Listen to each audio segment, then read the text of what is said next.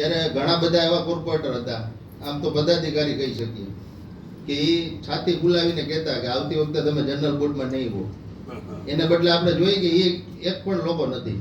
એમાં CR પાટીલ સાહેબનું પ્રદેશ જે પ્રમુખ છે એનું ખરેખર આમાં નામ ન હોય અને શહેર પ્રમુખનું પણ નામ ન હોય. બજેટમાં નરસિંહ મહેતાનું નામ પણ ભૂલાઈ ગયું છે. અમે મુખ્યમંત્રીનું ને વડાપ્રધાનનું અપમાન ન કરીએ, પણ બાકી આવા નામ ચડાવશો એટલે પૂરેપૂરું અમે અપમાન કરશું. અપમાનની વાત ન કરો. અપમાન અમારી સંસ્કૃતિ નથી, અમારી એવી નીતિ રીતિ નથી કે અપમાન કરીએ. એટલે હજી આમાં કોઈ અભિમાન કરવાની જરૂર નથી. અહીંયા ઘણા બધા છાતી ફુલાવીને કહેતા ને નીકળી ગયા. લલિતભાઈ કોઈ નથી કરતા. પ્રજાના મધ્યે 48 કોર્પોરેટરો ચૂંટાણા છે. એ વારો હવે નો આવે. મેં હજી કીધું હજી આમાં કોઈ અભિમાન કરવાની જરૂર નથી. અહીંયા ઘણા બધા છાતી ફુલાવીને કહેતા ને નીકળી ગયા. લલિતભાઈ કોઈ નથી કરતા. પ્રજાના મધ્યે 48 કોર્પોરેટરો ચૂંટાણા છે. એટલે કોઈનો અભિમાન નથી. પ્રજાના મતથી ભારતીય જનતા પાર્ટીને સ્પષ્ટ બહુમતી 2/3 કરતા વધારે બહુમતી પ્રજાના મતથી મળી છે. અભિમાન કોઈ નથી કરતા. અભિમાન અમારું નથી. અમારા કે શિવરાત્રીનો મેળો અને પરિક્રમા દરમિયાન જે પણ ખર્ચ થાય એ સરકાર રાજ્ય સરકાર ચૂકવશે. કારણ કે એમાં પ્રવાસીઓ આવે છે મોટા ભાગે. અને આપણે જો આ રીતના ખર્ચાઓ આપણી ઉપર આવશે તો આપણું કોર્પોરેશન હાલશે જ નહીં, ગમે એમ કરશો તો. હા, ભલે. નેક્સ્ટ ટાઉન હોલની વાત હું તમને કરું તો ટાઉન હોલ નવો બને છે, પણ 4 વર્ષ પહેલા તમે કહો છો 4 કરોડના ખર્ચે આપણે આ બનાવ્યો હતો, પણ રિનોવેશન કર્યું હતું. પણ અત્યારે એ ખૂબ જ એકદમ શું કહેવાય, ખૂબ જૂની બિલ્ડિંગ છે એકદમ. હવે એ જૂની બિલ્ડિંગ માટે આપણે એક SVNIT સુરતની છે, એને આપણે સ્ટ્રક્ચર રિપોર્ટ છે એના પાસે મગાવ્યો છે કે આની અંદર આપણે કેવી રીતે કરી શકીએ. અને અત્યારે જો એ ચાલુ કરીએ તો એની અંદર બેસશું ને ન કરીને કોઈ એવી ઘટના બને તો પછી તમને કલર કામ જ થયું 4.5 કરોડમાં. બીજું કોઈ સંજયભાઈ ખુદ ઉલાયરા હતા જેને બનાવ્યું હતું કોન્ટ્રાક્ટ આપ્યો તેને. સંજયભાઈ ધારાસભ્યએ એની જ મૂકેલું અને તપાસ ચાલુ છે. અને આ તપાસ અમે કરશું. હવે કેને બનાવ્યું છે, કોણ મહિનો ઈદ આવે છે અને સેટી ચાંદ આવે છે, તો બેયના અનુસંધાને રાખ્યું છે. તો આ જેમ બને વહેલી તકે કરાવો. ઈ અને રામનવમી ત્રણે જે આવે છે ને એના ધ્યાન મુજબ જે રૂટિંગ રસ્તા ઉપર જે યાત્રા નીકળવાની છે એ ધ્યાનને દોર્યું છે સાહેબ, અને વહેલી તકે થઈ જશે. હા, એ વહેલી તકે. આમાં યોજનાઓ લીધી છે. અમૃતમ યોજના અંતર્ગત વોર્ડ નંબર 4, 6, 7, 8, 9, 10, 12 અને 13 ટ્રંક પાઇપલાઇનની કામગીરી અર્થે પેકેજ 1 અને પેકેજ 2 બંને પ્રોજેક્ટ મળી 221 કરોડના ખર્ચે કામગીરી હાથ ધરવામાં આવે છે. ઈ કેટલા સમયમાં પૂરી થઈ જાય છે? અને આપણને 50-200 ફાળવવામાં આવી છે.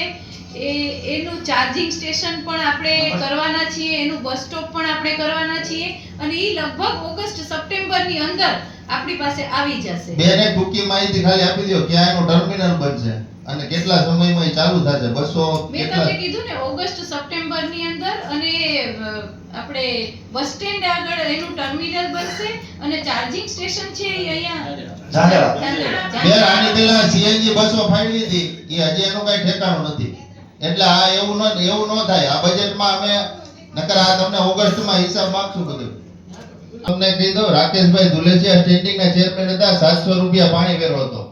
1200 કર્યો ત્યારે એના બજેટમાં એવું લખ્યું હતું 2021માં કે આ 1200 એટલે કરીએ કે લોકોને આવતા વર્ષથી નિયમિત પાણી મળી જાય. પણ એના બદલે આજે આપણે જોઈએ કે પછી આયોજન ઈ છે કે ધારાગઢ રોડ થી વોટર ટ્રીટમેન્ટ પ્લાન્ટ ઉપરકોટ સુધી ફિલ્ટર પાણી સપ્લાય કરીએ અને ધારાગઢ હેડક્વાર્ટર ખાતે ઊંચી ટાંકીનો એક સમ્પ અને પમ્પિંગ સ્ટેશન કરવા માટે આપણે 20.42 કરોડના ખર્ચે આપણે કામગીરી કરવાના છીએ. અને આ કામગીરીથી 1.25 કરોડ પાણીની સ્ટોરેજ કેપેસિટીમાં વધારો થશે. અને આ વધારો થશે એ ઉપરાંત ઓઝત વિયર ડેમ થી આણંદપુર ડેમ સુધી પાણીની પાઇપલાઇન, ઓઝત ડેમમાં ઇન્ટેક વાલ્વ, પમ્પિંગ મશીનરીની કામગીરી કરવામાં આવશે. અને 15.59 કરોડના ખર્ચે આ કામગીરી છે એ હાથ ધરવામાં આવશે. અને આ કામગીરીથી જૂનાગઢ મહાનગર વિસ્તારને 20 MLD પાણીનો જથ્થો ઉપલબ્ધ થશે. એટલે સ્ટોરેજ કેપેસિટી કેમ વધે એના પ્રયત્નો આપણે કરીએ છીએ. એટલે જ કરીએ છીએ કે એક જ મહેનતથી પાણી મળી રહે. બેન તમે કયો એ જોડે. બજેટમાં મેં કીધું છે કે બહેનો માટે શૌચાલયની આપણે 26 આપણે પ્રજાસત્તાક દિવસની જે ગ્રાન્ટ છે એમાંથી શૌચાલયો બનાવવામાં આવશે અને અત્યારે જે શૌચાલયો અત્યારે છે એ શૌચાલયોને રિનોવેટ કરીને ઈ કામગીરી આપણે ચાલુ છે.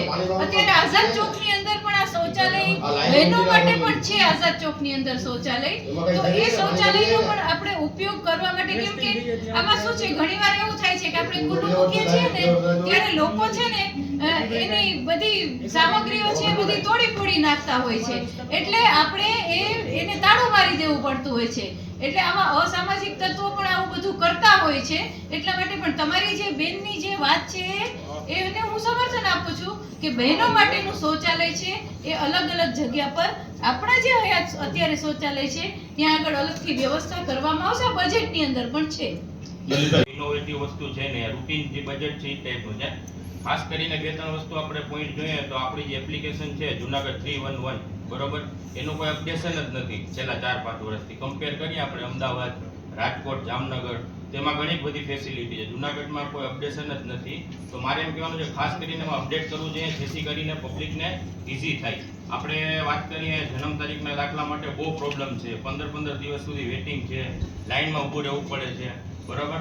તો આપણે ઘણા એવા માણસો છે જુનાગઢમાં 80% પબ્લિક તો એવી છે કે બિચારા રોજના 500 કરવો ગેરકાયદેસર ગેરકાયદેસર કાપો એમાં અમે તમારી હારે છીએ, કોઈ તો વિરોધ નહીં કરે.